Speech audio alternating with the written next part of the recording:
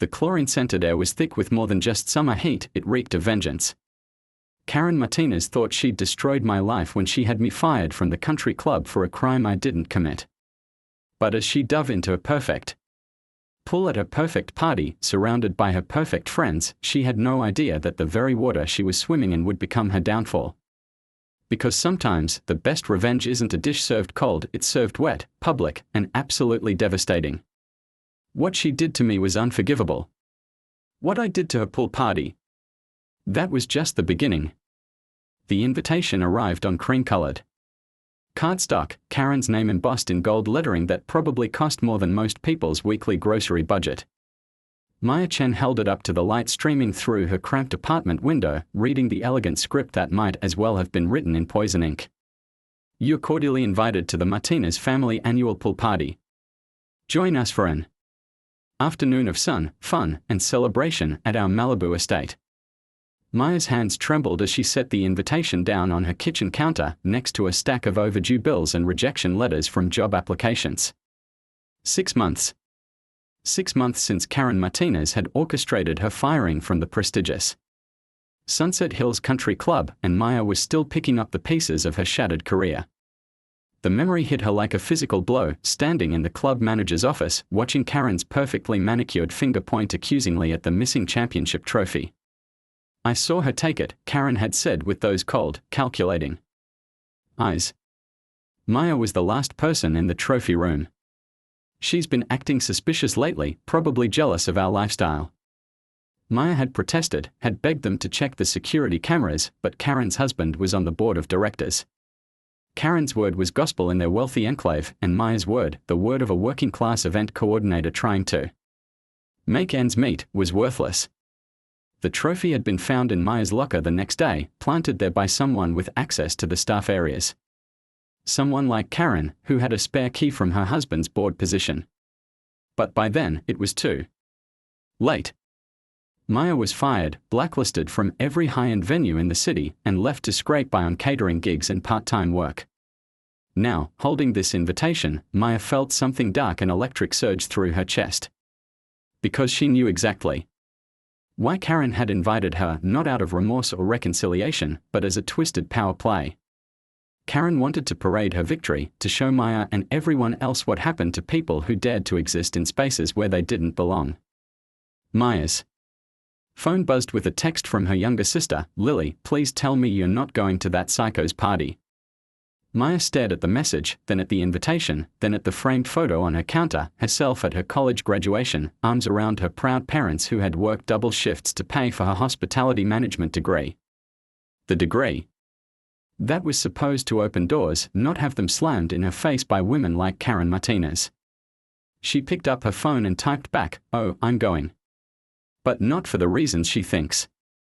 Maya walked to a laptop and pulled up her old work files, the ones she'd backed up before being escorted out of the country club like a common criminal.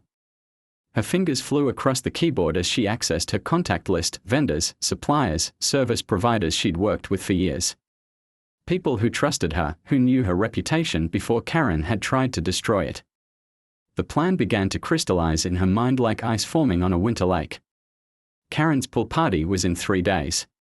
3 days to orchestrate something that would make Karen's public humiliation of Maya look like a gentle tap on the wrist.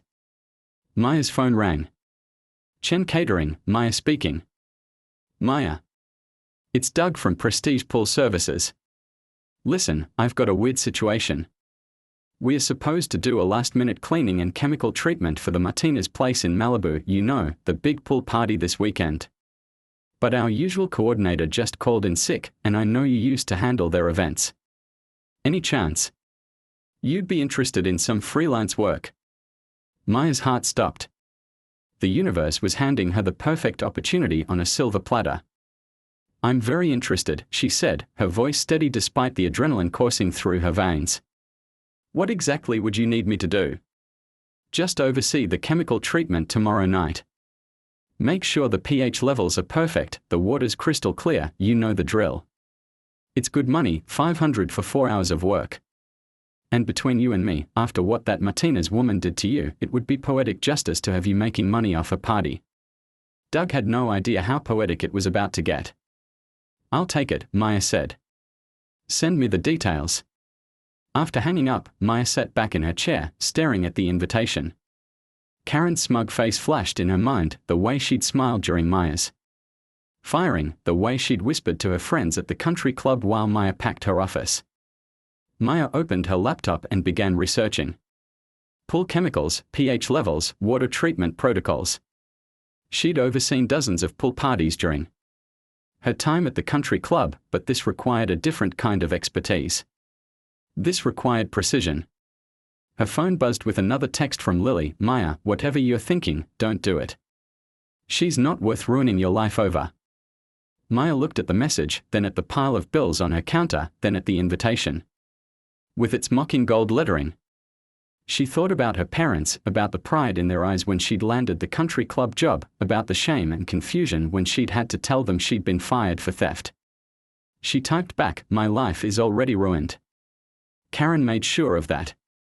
Now it's time for her to learn what that feels like.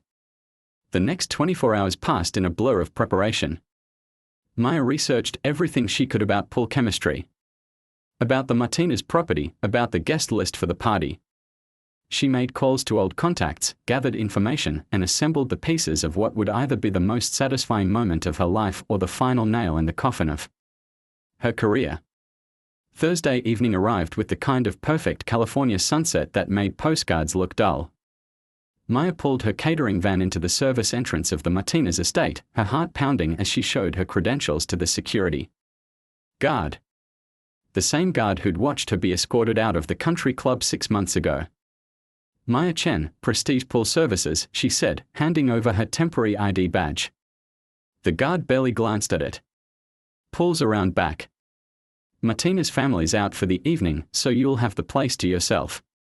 Maya nodded and drove through the gates, past the manicured gardens and marble fountains, toward the back of the sprawling Mediterranean-style mansion.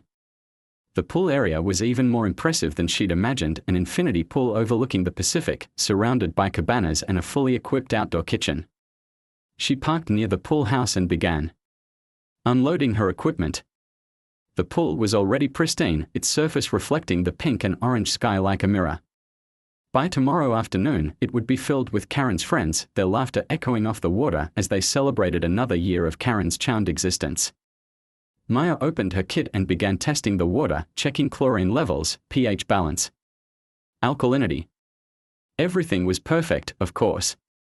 Karen's regular pool service was top-notch, just like everything else in her life. That was about to change. Maya pulled out her phone and made a call. "It's me. Are you in position?" "Ready when you are," came the reply from Jake Morrison, her old colleague from the country club's AV department. Jake had been laid off too. Months after Maya's firing, budget cuts, they'd said, but Maya suspected Karen's influence had reached him too. "Give me 30 minutes, Maya said. "And remember, timing is everything." She hung up and got to work. The first component was subtle, a harmless but fast-acting algae bloom catalyst that would turn the crystal-clear water a murky green within hours. The second was more dramatic, a pH destabilizer that would make the water unsafe for swimming, just as the party reached its peak. But the third component was Maya's masterstroke. She pulled out a waterproof package containing dozens of biodegradable capsules, each one filled with a red dye that would activate when the water temperature reached a certain point. The dye was completely harmless but would turn the pool a shocking crimson color that would be visible from space. Maya had done her homework. Karen's pool was heated to exactly 84 degrees for the party. The capsules would dissolve at 85 degrees, which the water would reach naturally as the afternoon sun heated the surface and dozens of warm bodies entered the pool. She worked methodically, her hands steady as she placed the capsules in strategic locations around the pool's perimeter. The beauty of her plan was its simplicity, everything would happen naturally, triggered by the party itself. No evidence. No smoking gun, just a series of unfortunate chemical reactions that would turn Karen's perfect party into a disaster. As she worked, Maya thought about the guest list she'd memorized. Every name was a reminder of her old life, the society wives who'd whispered about her after the firing, the board members who'd voted to blacklist her, the wealthy donors who treated her like furniture when she'd served their events. They would all be here tomorrow, witnessing Karen's humiliation in real time. The same people who'd watched Maya's professional EXE. The Martinez estate buzzed with activity as Maya arrived at 11 a.m., 2 hours before the party's official start. She wore a simple black dress and carried a small purse containing her phone, car keys, and a waterproof remote control disguised as a compact mirror. The remote would activate additional chemical releases she'd hidden in the pool's filtration system, her insurance policy if the initial plan wasn't dramatic enough. Valets were already positioning themselves near the circular driveway, while catering staff hurried back and forth setting up the outdoor kitchen. Maya recognized several faces from her old life: servers she'd trained, bartenders she'd hired, event coordinators who'd once respected her expertise. Now they avoided her eyes, their discomfort palpable. Maya Chen, as I live and breathe. Maya turned to find Karen Martinez gliding toward her across the marble patio, resplendent in a white designer swimsuit cover-up that probably cost more than Maya's rent. Her honey blonde hair was styled in perfect beach waves, and her smile was sharp enough to cut glass. Karen, Maya said evenly. Thank you for the invitation. Oh, I wouldn't have missed having you here for the world, Karen purred, her voice dripping with false sweetness. I thought it would be so nice to catch up, see how you've been adjusting to your new circumstances. Maya felt the familiar surge of rage but kept her expression neutral. I'm doing well. Actually, I should thank you. Karen's perfectly sculpted eyebrows rose. Thank me for the education. I've learned so much about people these past few months. About who they really are when they think no one's watching. Karen's smile faltered for just a moment before reasserting itself. How wonderful. Personal growth is so important. She gestured toward the pool area.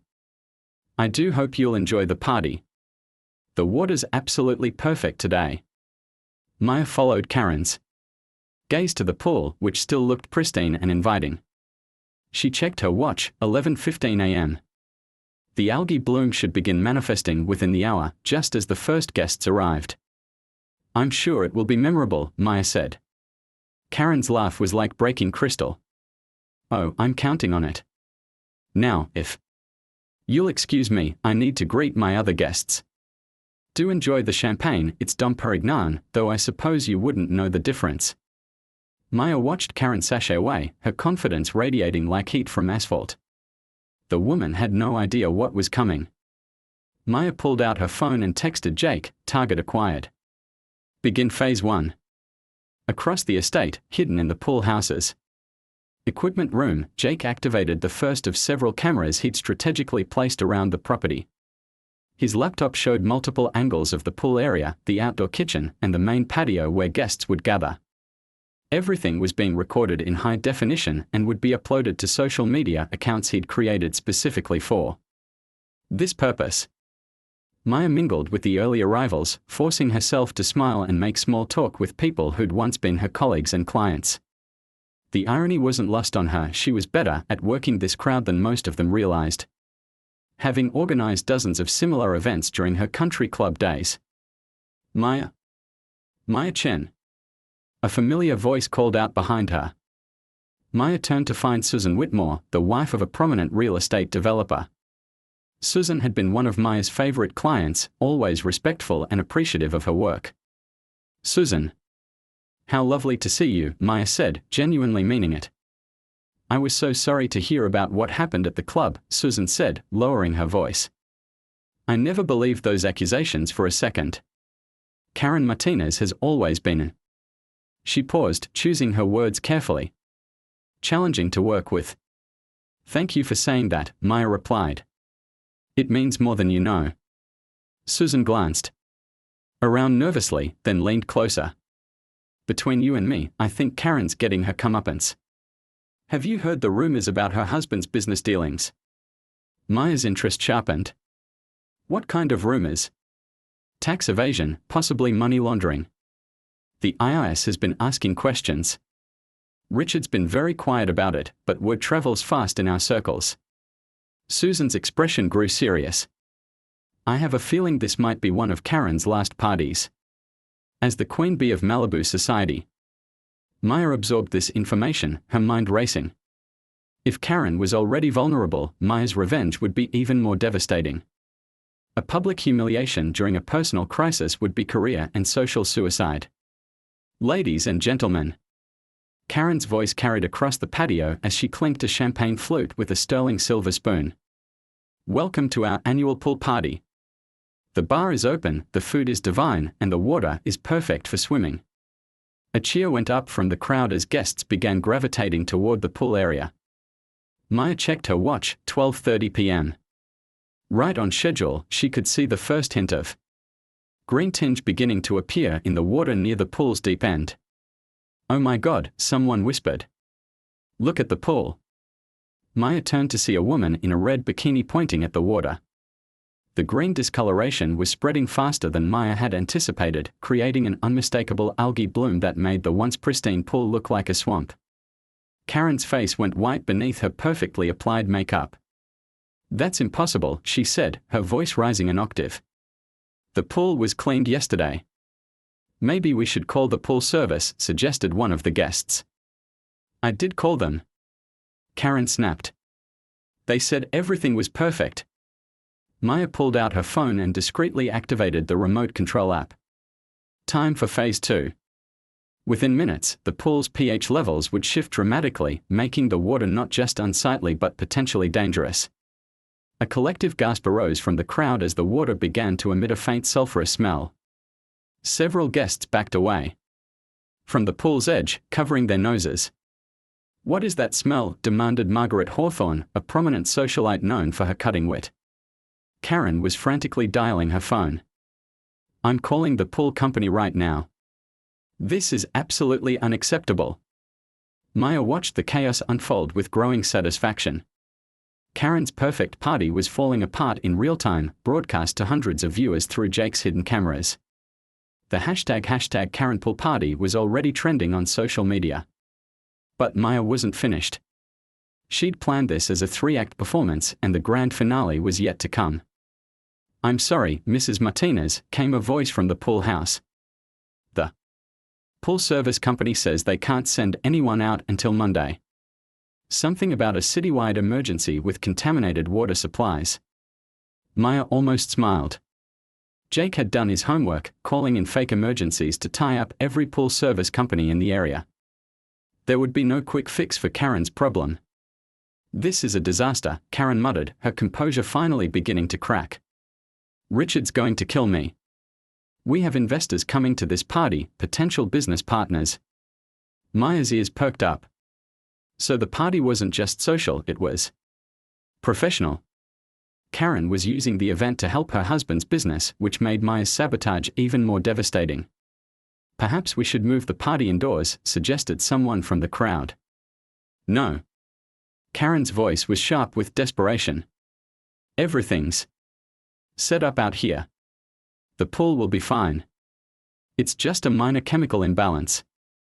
Maya watched as Karen grabbed a pool net and began frantically trying to skim the green algae from the water surface. It was a futile gesture, the bloom was too extensive, and the smell was getting worse by the minute. I don't think anyone's going to want to swim in that, said a voice behind Maya. She turned to find David Chen, a prominent entertainment lawyer, who'd been present at her firing from the country club. No, Maya agreed. I don't think they will. David studied her face carefully. You seem remarkably calm about this whole situation. Should I be upset? Maya asked innocently. I'm just a guest here, like everyone else. Are you? David's tone was thoughtful. Because 6 months ago, you were the best event coordinator in the city. You would have had 3 backup plans for a situation like this. You would have known exactly how to handle a pool emergency. Maya met his gaze steadily. That was 6 months ago. A lot has changed since then. David nodded slowly. Yes, it has. And sometimes change brings unexpected opportunities for justice. Before Maya could respond, a commotion erupted near the pool. Karen had apparently decided to demonstrate that the water was safe by dipping her toe in it. The result was immediate and dramatic. Her perfectly pedicured toes emerged stained green, and she let out a shriek that could be heard 3 blocks away. "Oh my God, it's eating my nail polish!" Karen screamed, hopping on one foot while trying to rinse her toes with champagne. The crowd burst into laughter, and Maya saw Jake discreetly adjusting one of his cameras to capture Karen's mortified expression in perfect detail. The footage would be priceless. But Maya's masterpiece was still to come. She checked her watch, 1:45 p.m. The pool water temperature was rising as the afternoon sun intensified, and she could see the first red capsules beginning to dissolve near the pool's heating vents. "What the hell is that?" someone shouted. Maya turned to see crimson tendrils spreading through the water like blood in the ocean. The red dye was activating exactly as planned, turning the already disgusting pool into something that looked like a scene from a horror movie. Karen stood frozen at the pool's edge, her mouth agape as she watched her perfect party venue transform into a nightmare. The green algae and red dye were mixing to create a color that defied description. The Martinez estate had been transformed into a media circus by Monday morning. News vans lined the usually pristine street, their satellite dishes pointing skyward like mechanical flowers seeking signal instead of sunlight. Maya sat in her apartment, watching the coverage unfold on 3 different screens while fielding calls from reporters, lawyers, and job offers that had started pouring in within hours of the pool party footage going viral. The Martinez pool party meltdown, as the media had dubbed it, had become more than just a social media sensation, it was a cultural phenomenon. The hashtag Karen Pool Party had generated over 2 million posts, spawning memes, commentary videos, and think pieces about privilege, accountability, and the power of social media to expose corruption. Maya's phone rang for the 15th time that morning. This time, it was Detective Santos. "Miss Chen, we need to talk," the detective said without preamble. "Can you come to the station?" "Am I in trouble?" Maya asked, though she'd been expecting this call. "That depends on how you define trouble. Your pool chemistry stunt was technically vandalism, but given the circumstances and the evidence you've provided, the DA is more interested in your cooperation than your prosecution." Maya grabbed her keys. "I'll be there in 20 minutes. The police station was buzzing with activity when Maya arrived. She was escorted to a conference room where Detective Santos waited with a man in an expensive suit who introduced himself as Assistant District Attorney Michael Chen, no relation, despite the shared surname. "Miss Chen," the ADA began, "you've opened a can of worms that's bigger than anyone anticipated. Karen Martinez's arrest has triggered a federal investigation into her husband's business empire, and your evidence suggests this corruption goes much deeper than a simple theft frame-up." Maya nodded. "I had 6 months to gather information. People talk when they think you're powerless." Detective Santos leaned forward. "We need everything you have. Every document, every recording, every conversation you can remember. The Martinez family isn't just guilty of harassment, they're connected to a network of tax evasion, money laundering, and bribery that reaches into city government." Maya pulled out a flash drive she'd prepared. "It's all here.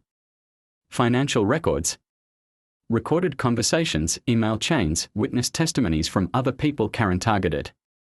I've been building a case for months, not just against her, but against the entire system that protected her." The ADA's eyes widened as he scrolled through the files. "This is a comprehensive. How did you get access to some of these documents?" "People underestimate service industry workers," Maya said simply. "We clean their offices, serve their food, coordinate their events. We are invisible to them, which means we see everything." Detective Santos smiled grimly. "Including Richard Martinez's meeting with City Councilman Bradley about rezoning permits." "Including that," Maya confirmed. "And the conversation between Karen and Judge Morrison's wife about getting certain cases dismissed. And the payments to the health inspector who overlooked violations at their restaurant investments." The room fell silent as the implications sank in. Maya had uncovered a corruption network that spanned multiple city departments and reached into the highest levels of local government. "This is going to destroy a lot of powerful people," the ADA said quietly. "Good," Maya replied. "They destroyed a lot of powerless people first." Her phone buzzed with a text from Jake, "Turn on Channel 7. Now." Maya glanced at the TV in the corner of the room. The ADA grabbed the remote and switched to the local news, where a breaking news banner read, "Martinez empire crumbles, federal agents raid multiple properties." The screen showed aerial footage of FBI agents carrying boxes out of Richard Martinez's downtown office building, while the reporter's voice provided a breathless commentary. This morning's raids are connected to the viral pool party incident that exposed Karen Martinez's alleged criminal activities. Sources tell us that the investigation has expanded to include federal charges of tax evasion, money laundering, and racketeering. Maya watched in fascination as her personal revenge transformed into a federal case. The pool party had been the catalyst, but the real story was the web of corruption she'd spent months documenting. "There's more," Detective Santos said, pulling up another file on her laptop. "We've been contacted by victims across the city. Business owners, employees, contractors, dozens of people who were targeted by the Martinez network. Your pool party gave them the courage to come forward." Maya's phone rang again. This time, it was her sister Lily. "Maya, are you seeing this?" Lily's voice was breathless with excitement. "The news is saying you're some kind of whistleblower hero. There are people calling you the pool party avenger on social media." Maya looked at the TV screen, where her own face appeared alongside footage of the Crimson Pool. The Chiron read, "Local woman exposes corruption network through elaborate pool party revenge." "I just wanted to clear my name," Maya said, though she knew it was more than that. She'd wanted justice, not just for herself, but for everyone Karen had hurt. "You did more than that," the ADA said, overhearing her conversation. "You've given us the biggest corruption case this city has seen in decades." Maya's satisfaction was interrupted by a commotion outside the conference room. Through the glass wall, she could see a woman in an orange jumpsuit being led past in handcuffs. It was Karen Martinez, but she looked nothing like the polished socialite from the pool party. Her hair was disheveled, her makeup smeared, and her eyes held the wild look of someone whose world had collapsed overnight. Karen spotted Maya through the glass and stopped walking, despite the officer's attempts to keep her moving. She pressed her face against the window, her voice muffled but audible. "You destroyed everything. My husband's business, my reputation, my life. Was it worth it?" Maya stood up and walked to the window, meeting Karen's gaze directly. "Ask me that question again when you've spent 6 months wondering if you'll ever work again. When you've had to choose between paying rent and buying groceries. When you've been treated like a criminal for a crime you didn't commit." Karen's face crumpled. "I never meant for it to go this far. I was protecting what was mine." "You were protecting an empire built on other people's suffering," Maya replied. "The only difference between us is that when I hit back, I made sure I had the truth on my side." The officer finally managed to pull Karen away, but not before she screamed one last threat, "This isn't over. You have no idea what you've unleashed." Maya turned back to find Detective Santos and the ADA watching her with expressions of concern. "What did she mean by that?" the ADA asked. Maya shook her head. "I don't know. But Karen's never been one to accept defeat gracefully." Her phone buzzed with a text from an unknown number, "Congratulations on your victory. But every action has consequences. Watch your back. A friend of the family." Maya showed the message to Detective Santos, who immediately called for additional security. "We are going to need to put you in protective custody," the detective said. "At least until we can determine the scope of this threat."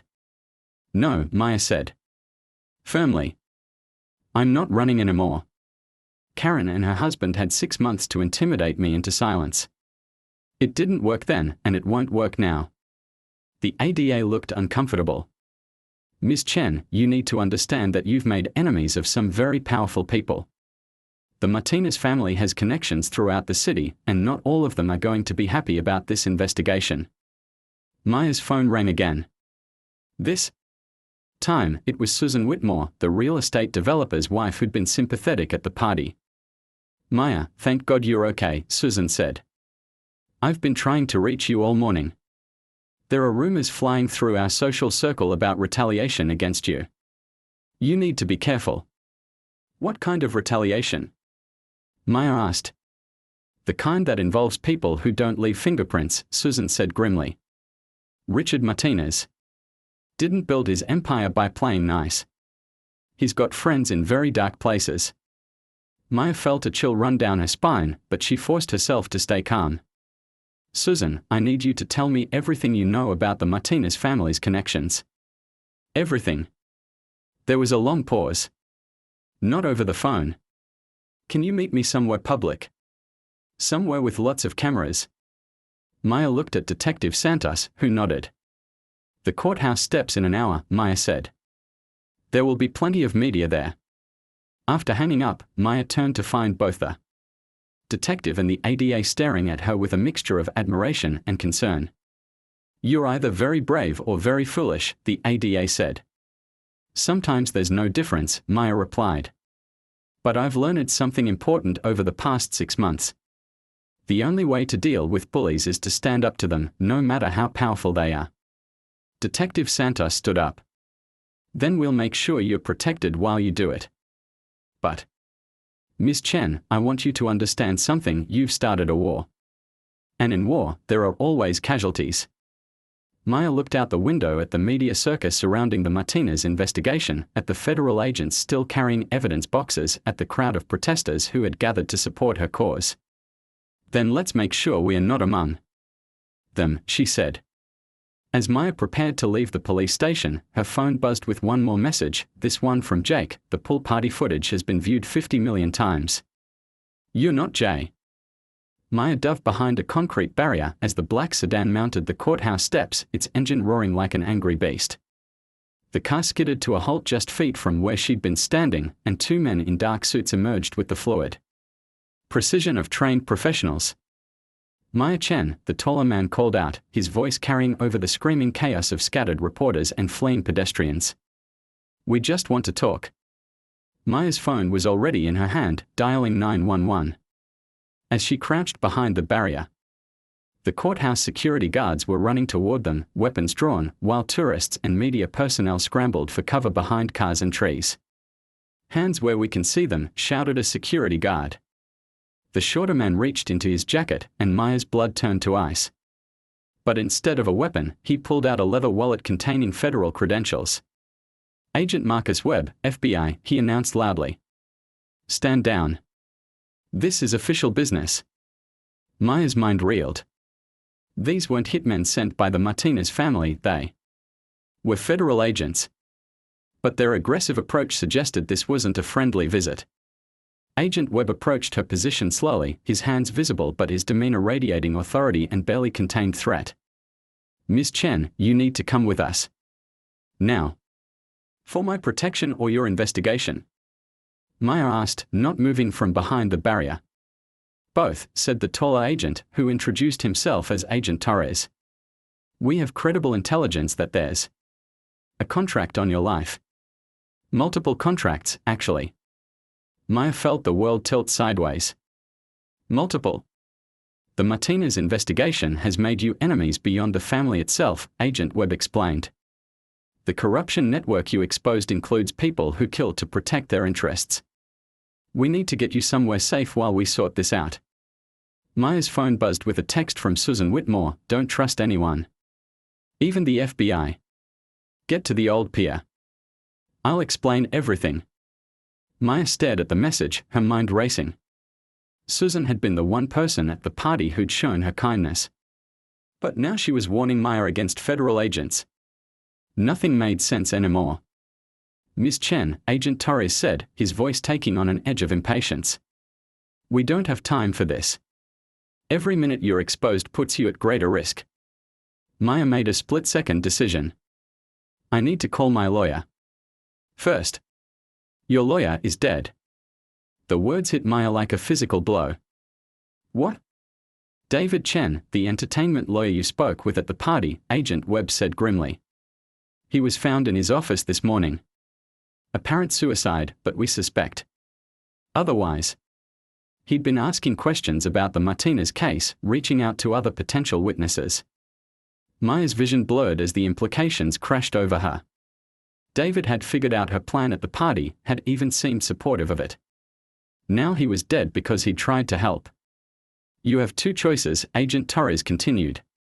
Come with us willingly and enter protective custody, or we'll arrest you as a material witness and take you anyway. Either way, you're not staying out here in the open. Maya's phone buzzed again. This time it was Jake. Don't go with them. FBI badges can be faked. Real feds would have gone through Detective Santos. I'm tracking your location. Get to somewhere public with cameras. Maya looked around at the courthouse steps, now swarming with security personnel and media.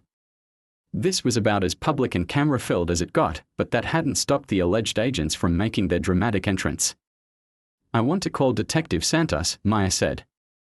If you're really FBI, she can verify your identities. Agent Webb's expression darkened. Detective Santos is currently under investigation for leaking information to the media. She's been suspended pending a full inquiry. Maya's heart sank. Detective Santos had been her one ally in law enforcement, the person who'd taken her evidence seriously. If she was compromised, Maya truly was alone. However, Agent Torres added, we can arrange for you to speak with Assistant District Attorney Chen to verify our authority. Maya nodded, accepting the phone Torres offered. But when the ADA answered, his voice was strained and hurried. Maya. Thank God you're safe. Listen to me carefully, those agents are legitimate, but there's something you need to know. We've discovered that the corruption goes deeper than we thought. Someone in the federal system has been protecting the Martinez network for years. Maya's blood went cold. Are you saying these agents might be compromised? I'm saying I don't know who to trust anymore, the ADA replied. But what I do know is that you're not safe anywhere traditional law enforcement can find you.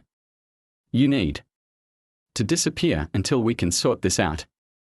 The line went dead. Maya handed the phone back to Agent Torres, her mind made up. I'm sorry, she said, but I need more time to process all this. Without warning, Maya vaulted over the concrete barrier and sprinted toward the courthouse entrance. Behind her, she heard Agent Webb curse and the sound of pursuit. Maya's years of coordinating events had given her an intimate knowledge of building layouts and escape routes. She burst through the courthouse doors and immediately turned toward the service corridors, where she knew maintenance elevators and delivery entrances provided alternate exits.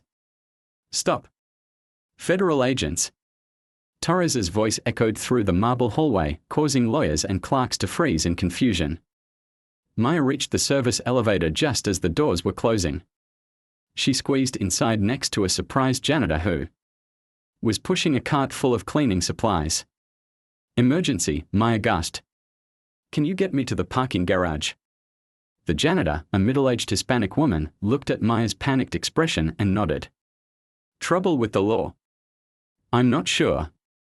Maya replied honestly. But I need to find out before I let them catch me. The elevator descended to the garage level and Maya's phone immediately buzzed with messages.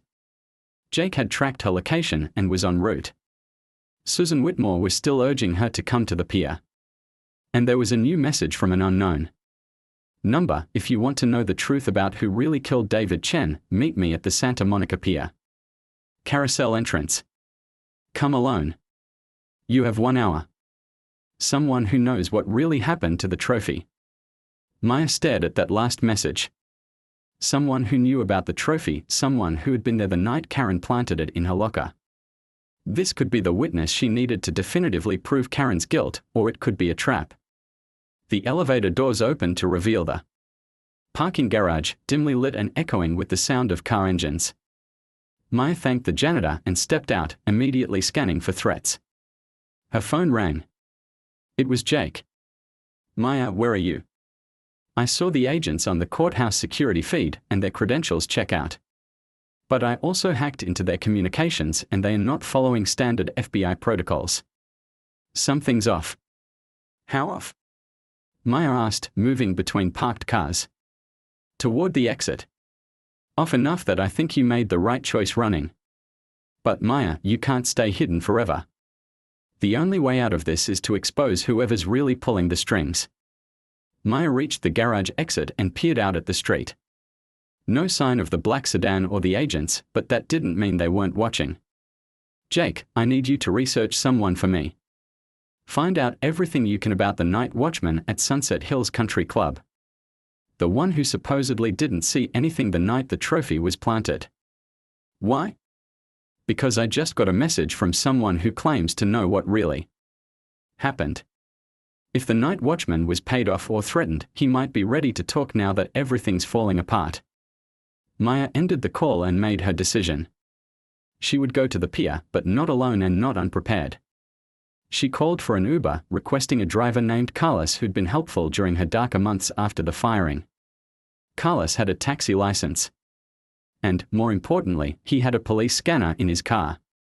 20 minutes later, Maya was sitting in Carlos's cab, listening to the police chatter about the courthouse incident and the search for a person of interest in a federal investigation.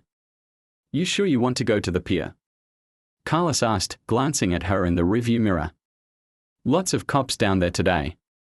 Something about a federal task force operation. Maya's suspicions crystallized. The meeting at the pier wasn't just potentially dangerous, it was being monitored by law enforcement.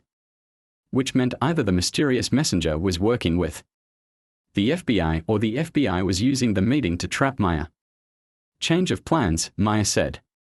Take me to the Sunset Hills Country Club instead.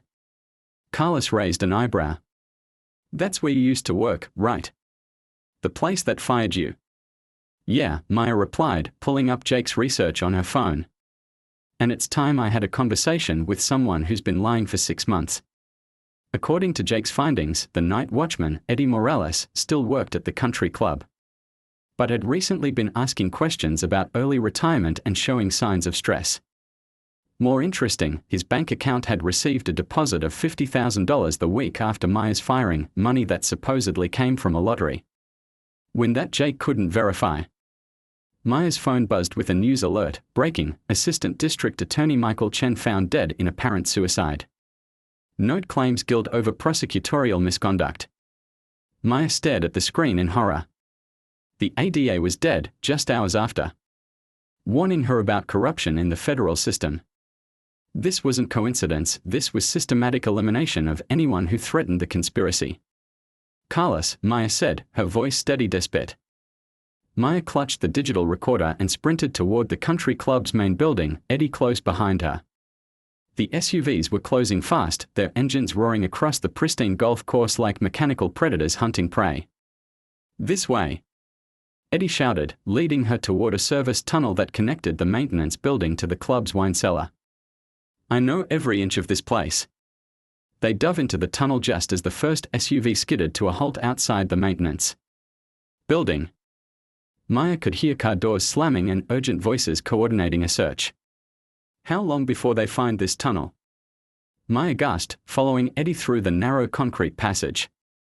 Maybe 10 minutes if we are lucky, Eddie replied. But Maya, you need to know something. Those aren't just corrupt federal agents. The man leading them is Marcus Webb, but he's not FBI anymore. He was fired 3 years ago for taking bribes. Now he works private security for people who need problems eliminated. Maya's blood chilled. How do you know all this? Because Richard Martinez hired him to clean up the trophy situation after you started asking questions. Webb was supposed to make you disappear months ago, but Karen insisted on humiliating you first. She wanted you destroyed socially before they killed you. They reached the wine cellar, a cavernous room lined with thousands of bottles worth more than most people's houses. Eddie led her to a hidden panel behind a wine rack that opened to reveal an old Prohibition-era tunnel.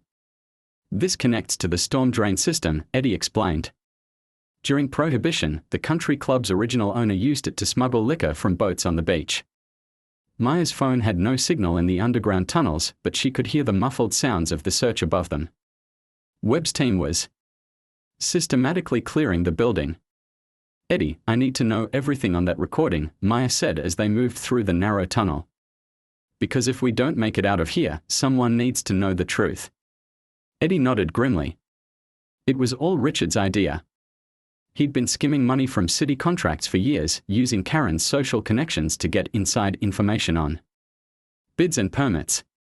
But when the federal investigation started getting close, they needed a scapegoat. And they chose me. You were perfect.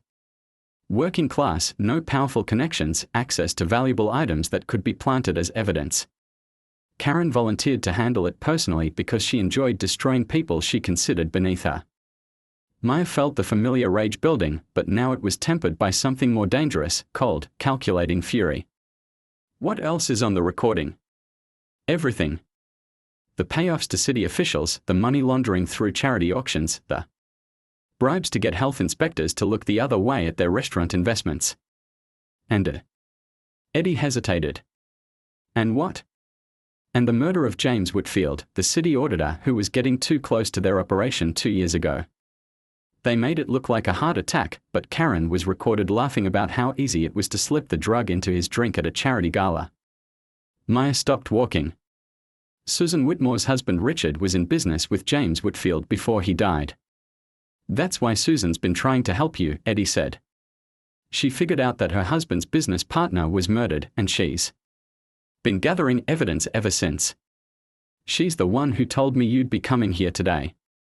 The tunnel began to slope upward, and Maya could see daylight ahead. They emerged through a grate near the country club's beach access, the Pacific Ocean stretching endlessly before them. Maya's phone immediately buzzed with messages as it regained signal. Jake had been tracking news reports, 3 more suicides. In the past hour, all people connected to the Martinez investigation. The conspiracy was eliminating witnesses faster than the authorities could protect them. But there was one message that made Maya's heart race with hope. It was from Susan. Whitmore, I have everything. Bank records, witness statements, evidence of the murders. Meet me at the lighthouse. I've already sent copies to every major news outlet in the country. It's over. Maya showed the message to Eddie, whose face lit up with the first hope she'd seen from him. The lighthouse is only half a mile up the beach, he said. But Maya, if Susan really has sent everything to the media, Webb's people are going to be desperate. They'll try to kill everyone involved before the story breaks. Maya looked at the digital recorder in her hand, then at her phone. She made a decision that would either save them all or get them killed. She called Jake. Maya. Thank God you're alive. Where are you? Jake, I need you to do something right now.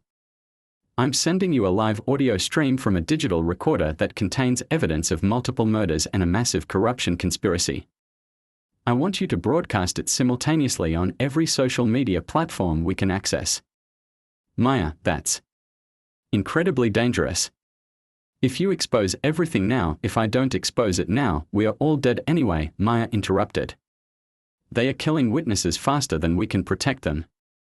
The only way to stop this is to make the evidence so public that killing us becomes pointless. Maya held the recorder up to her phone and pressed play.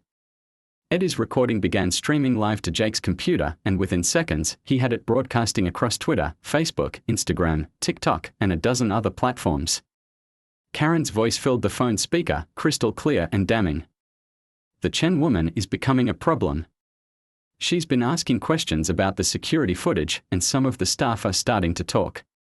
We need to discredit her completely before she figures out what really happened. Richard's voice responded, the trophy is already planted. Eddie's been paid to keep quiet about seeing you in the staff area. By tomorrow, she'll be arrested for theft and blacklisted from every venue in the city. The recording continued, revealing the full scope of their conspiracy in Karen's own words. As Maya watched, the live viewer count climbed from hundreds to thousands to tens of thousands. Comments began flooding in as people recognized the voices and realized what they were hearing. But Maya's satisfaction was short-lived. The sound of helicopter rotors filled the air, and she looked up to see a black helicopter approaching from the direction of the country club. They found us, Eddie said, pointing to figures emerging from the tree line. Webb's team had tracked them through the tunnels and was now moving across the beach in a coordinated assault. Maya grabbed Eddie's hand and ran toward the lighthouse, where Susan Whitmore's silhouette was visible against the setting sun. Behind them, the helicopter was descending, kicking up sand and salt spray. Maya's phone buzzed with a call from Jake. Maya, the recording is going viral. Hashtag Karen Confesses is trending worldwide, and every major news network is picking up the story. You did it. It's not over yet. Maya shouted over the roar of the helicopter. They are still trying to kill us. She could see Susan waving frantically from the lighthouse entrance, but Webb's men were closing from both sides. Maya realized they weren't going to make it unless she did something drastic. She stopped running and turned to face the approaching helicopter. The live stream was still broadcasting through her phone, and she held it up like a weapon. "This is Maya Chen," she shouted, knowing her voice was being heard by hundreds of thousands of people around the world. "The people trying to kill me right now are led by Marcus Webb, a former FBI agent working for Richard Martinez. If I die here, you'll know who ordered it." The helicopter pilot, realizing that his actions were being broadcast live to a global audience, began to pull back. Webb's voice crackled over a megaphone. "Ms. Chen, you are interfering with a federal investigation. Surrender immediately." Maya laughed bitterly. "Federal investigation? You were fired from the FBI 3 years ago for corruption. Everyone knows who you really are now." The pilot was clearly conflating orders, hovering uncertainly as he realized the situation had spiraled beyond salvaging. Webb's ground team had also stopped advancing, understanding that any violence would be witnessed by millions of people. Maya's phone exploded with notifications. The hashtag MayaChenLive was now trending globally, with celebrities, politicians, and activists sharing the stream. The conspiracy that had seemed so powerful and untouchable was crumbling under the weight of public scrutiny. Susan reached them first, pulling both Maya and Eddie into the lighthouse's protective walls. "It's over," she said breathlessly. "The FBI's Real Corruption Task Force is en route. The Attorney General herself is taking over the case. Richard Martinez was arrested an hour ago, and Karen's been charged with conspiracy to commit murder." Maya sank to the ground, exhaustion and relief overwhelming her in equal measure. Through the lighthouse windows, she could see Webb's team retreating toward their vehicles, knowing that their cover was blown and their mission had failed. Eddie was crying, 6 months of guilt and fear finally released. "I'm sorry," he kept repeating. "I'm so sorry I didn't speak up sooner." Maya put her hand on his shoulder. "You spoke up when it mattered most. That's what counts." Her phone rang one final time. It was Detective Santos, whose suspension had been lifted when the corruption in the federal system was exposed. "Maya, it's over. The real FBI has arrested Marcus Webb and his entire team.